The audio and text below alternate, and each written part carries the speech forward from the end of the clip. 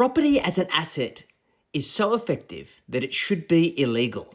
It's such a good grower of wealth inequality. Now, this is an interesting point, but we need to understand that we exist in a capitalist system, okay? If you can show me proof that other systems are able to work when you consider human behavior and the difference in terms of aspirations and ambitions of various individuals and how they go and pursue creating value in society for their own personal gain compared to others who really aren't interested in those things and use other measures of success in their life, then I'd be happy to listen. But the reality is that you must understand the rules of the system that we are in, and you must then make a decision to either play by those rules and benefit from those rules, or become a victim to the system and essentially just become a passenger to whatever happens in that system and become a participant who isn't able to benefit from that.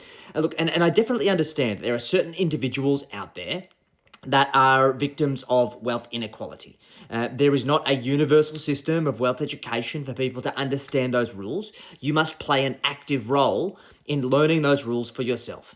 I can even speak from first-hand experience that I'm a trained and licensed financial advisor of over 16 years now, and the financial advice training syllabus is garbage. It doesn't teach you how to create financial freedom. It doesn't teach you how to really build significant wealth. And the vast majority of those lessons that I've learned were through books that have been written by people who have real world experience, through mentors who have real world experience, and by surrounding myself from people who have done the things that I want to do. And I essentially learn from their idiot tax, the mistakes that they've made, who can help me learn not to make those mistakes and shortcut that path. Now, let's talk a little bit about this. I do believe that every single person has the entitlement of having a roof over their head, of having safety and security in their shelter. And I believe that Australia as a country does not have enough future supply in order to meet the level of demand. And there is no real significant solutions that are being proposed to fix this. And as a result, when we understand that any asset in the world, any commodity in this world succumbs to the pressures of supply and demand, that where supply is limited and demand outweighs supply, then that puts upwards pressure on prices. It happens to everything that is a scarce commodity, okay? And that ultimately can fuel a bubble.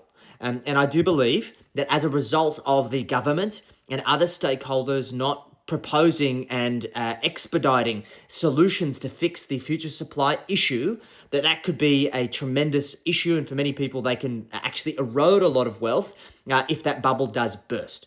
So I think there's a couple of things we need to consider here. One, we need to be pushing the government and pushing regulators to find streamlined ways to develop cost-effective housing.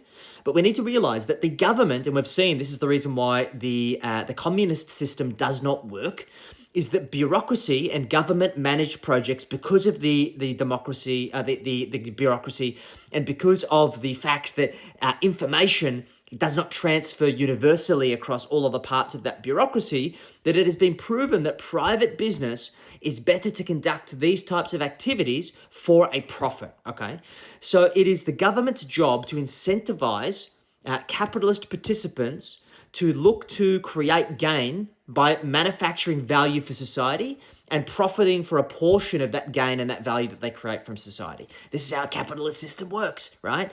So at the moment, developers are not building enough property because it is not financially viable enough for them to do so. There is not enough margin for large-scale development for builders and developers to go out and develop these kinds of projects, which further fuels wealth inequality.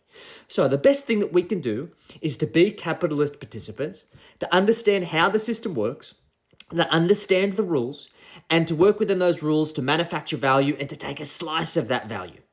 It's your job whether you want to try and look at creating value in the society and profiting from that, and obviously profiting from the risks that you choose to take, or whether you prefer to play it safe and sit on the sidelines and then whinge and moan about wealth inequality. And once again, I want to preface by saying that there are people that are victims to wealth inequality. This isn't targeted towards them.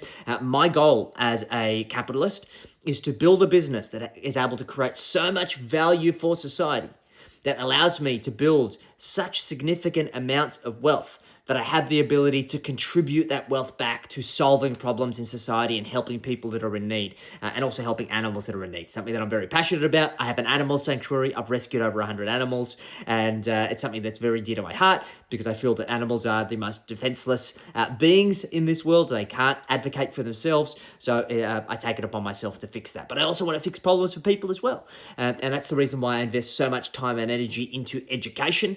That is also the reason why I run paid ads, so I can expand my reach and hopefully equip people with the right tools and knowledge to escape the wealth inequality that they may be experiencing and to create financial freedom for themselves and their families. So I'm going to say this again, and I say this all the time.